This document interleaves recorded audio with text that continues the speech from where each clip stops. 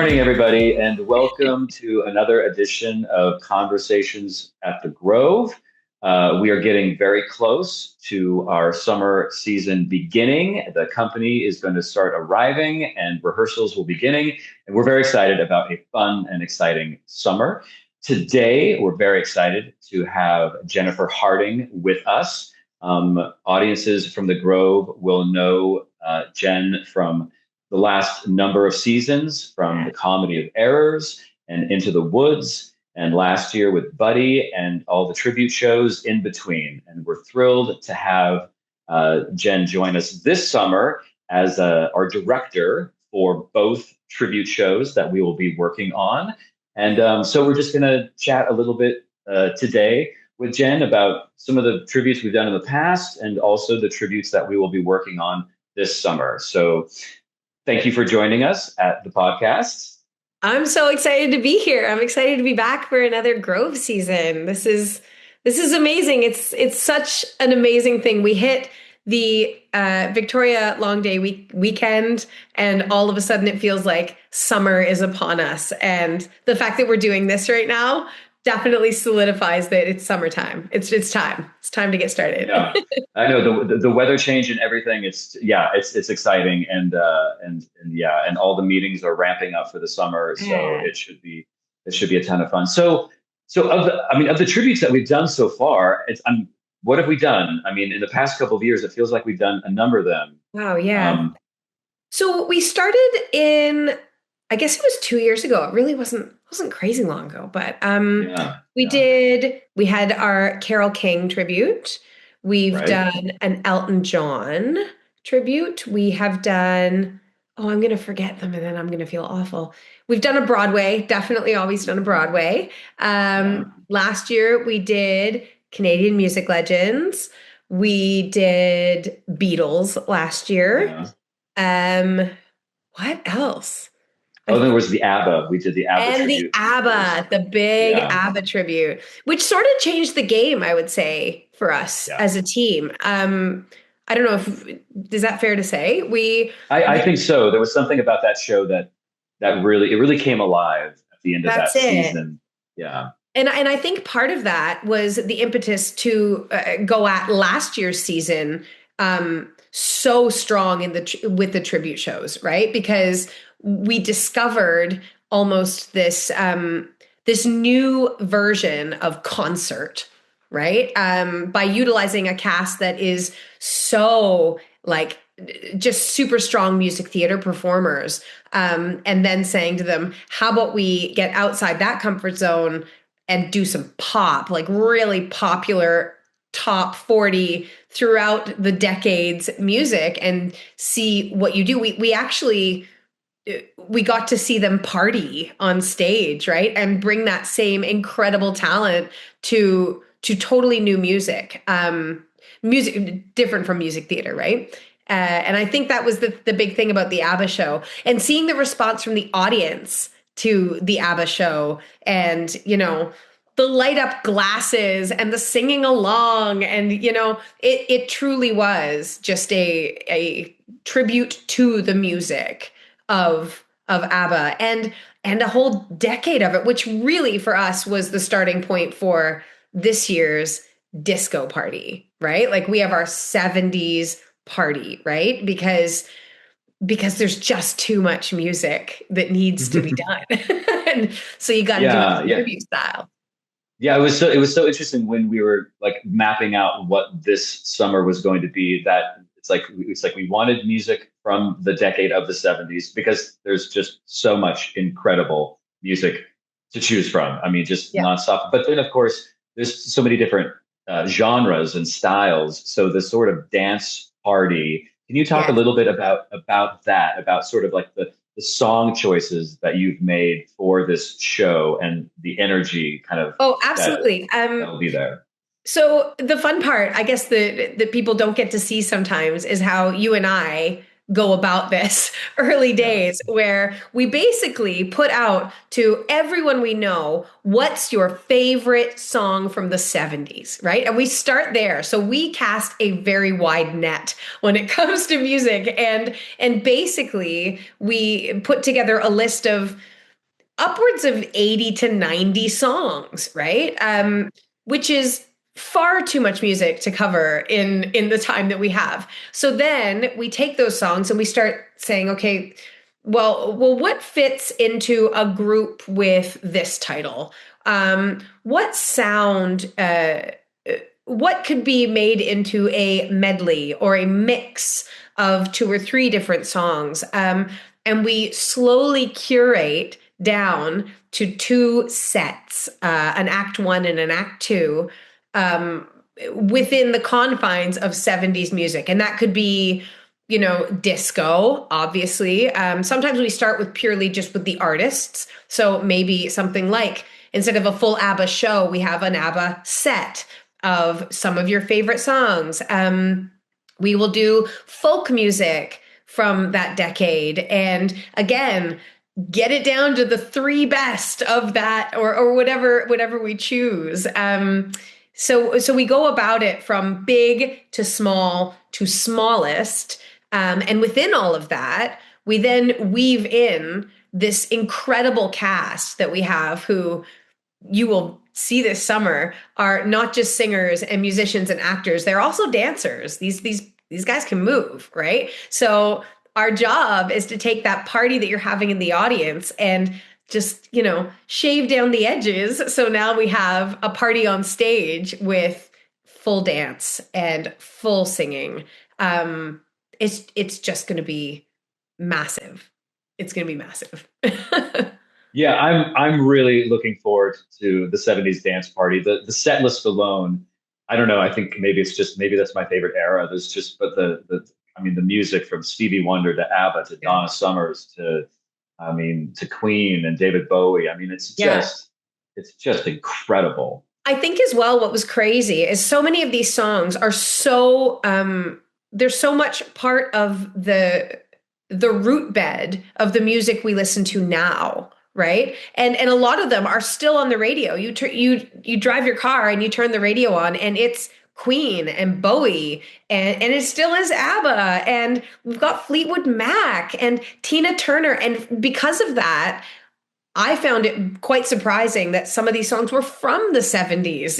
Sometimes they feel so relevant now that it was a surprise to see the year they were created, and to hear, in 1971, whatever the top song was, and you go, oh my God, I know that. I know that song, and I know it now. I listen to it now at barbecues and whatever else. Isn't that great? And Yeah. movies too. I find like my kids, like my son who's 14, loves Stevie Wonder because it's like he knows them from the Shrek movies, Yeah. right? So it's like Yeah. these soundtracks, like Guardians of the Galaxy. They're like all these like Oh, these for movies sure. that the new generation has listened to. They're watching, they're hearing it, and they don't realize that this music has been around for a bit. So yeah, That's totally it.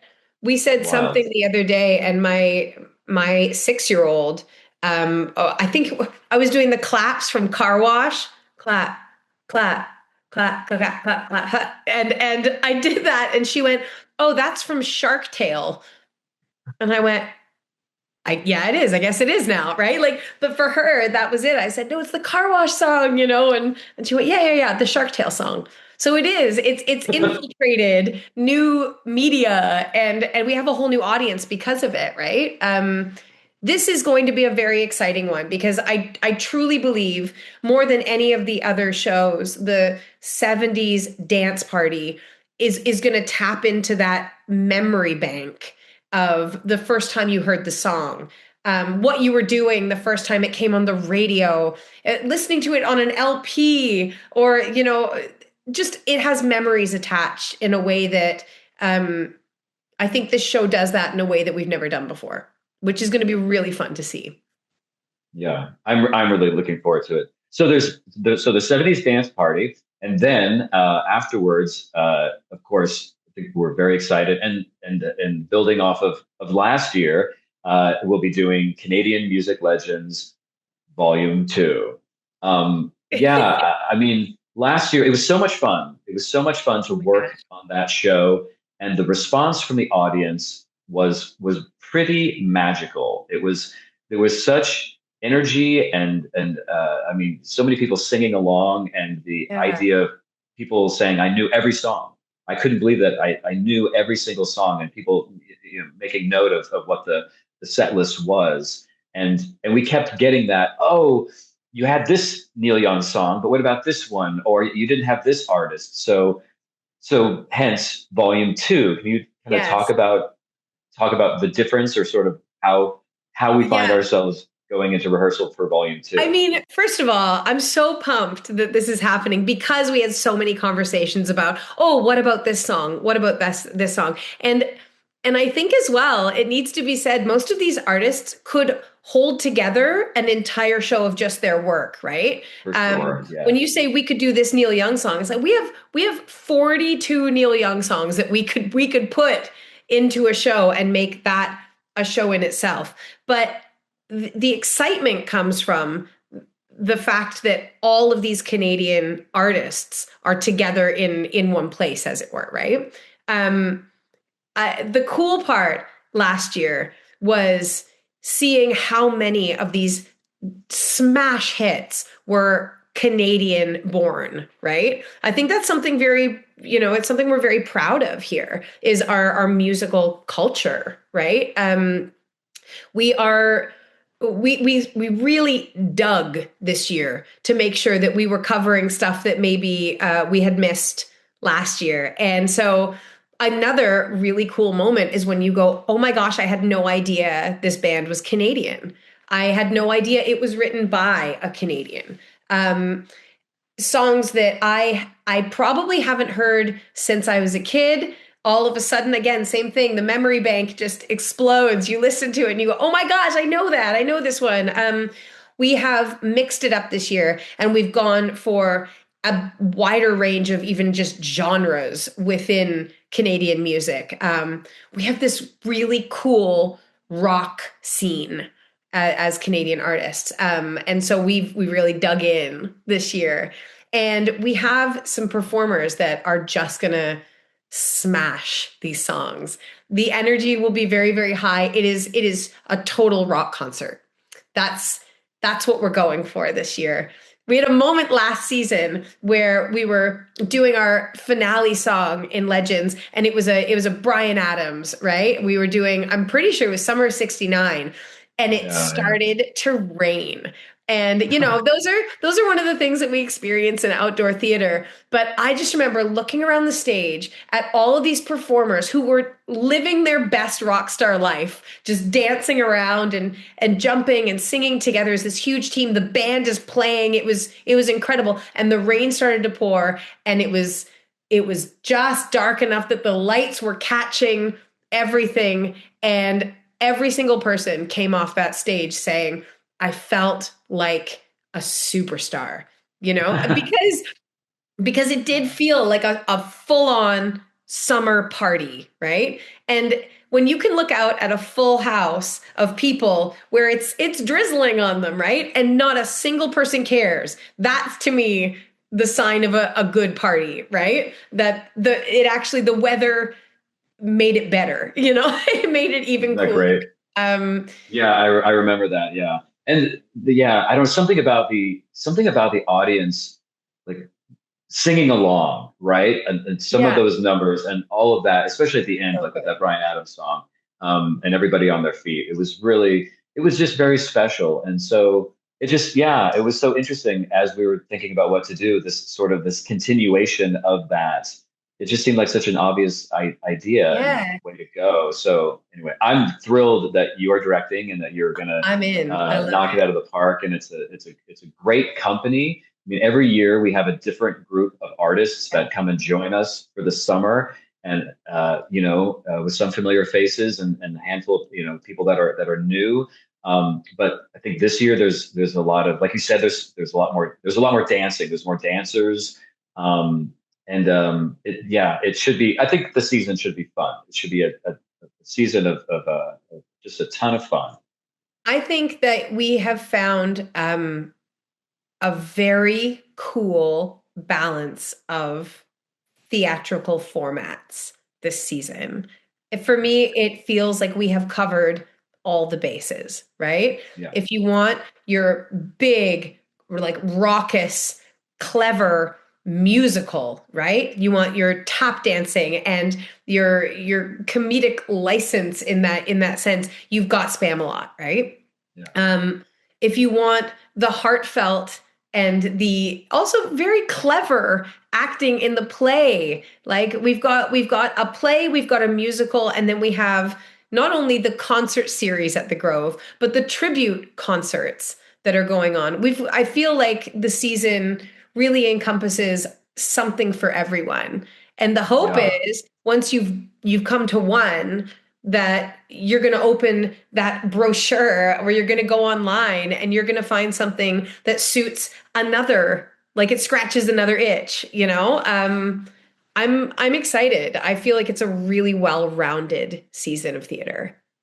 Yeah, and I don't to see the company grow has been amazing, but I don't know, especially nowadays with just I don't know with you turn on the news and everything is just crazy. And as we move into the summer and we're in this area where people like come together with family and friends, I'm so proud of the Grove and how it's become this gathering place Yeah. for the community, and I think we are seeing the importance of that shared experience between a group of strangers, family, friends, to sit in a space together and listen to music and to sing together and to laugh and to get up and dance and clap along.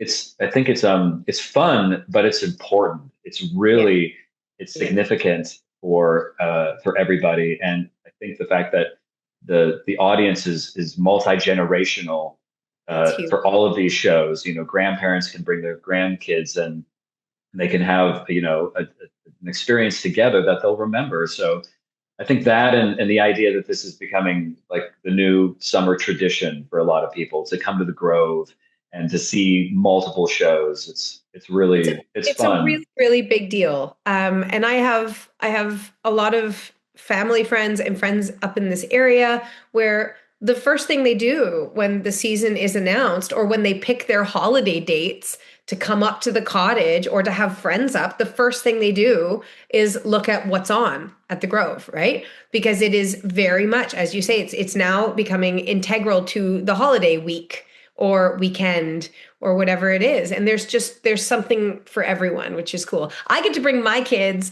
to see the shows this year, which is very, very cool because when I started working at the Grove, my littlest was not one yet.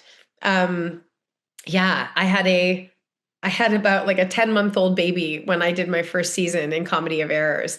And albeit an incredible show, Shakespeare was not for my 10-month-old baby. So the Sure, fact that yeah. this year I have two little girls who are excited to kind of, to pack up for the night and go and watch a show and dance around. And it's very much a part of the fabric of our summer as well, as performers, but also just like, humans from the Kawarthas. It's a Yeah. big part for us. So no, I'm grateful. Yeah. I'm so excited. I'm really excited. Yeah, it should be a ton of fun. Well, this is great. Thank you for joining us for another episode of Conversations at the Grove. Again, I'm Sean Cox, and we are very excited to kick off the summer very soon. If you don't have your tickets, what are you waiting for? Grovetheater.ca. Come and see all the shows. Spam-A-Lot, same time next year. 70's Dance Party, Canadian Music Legends Volume 2. Along with an incredible list of guest artists, Tanika Charles, Stephen Page, Alan Frew.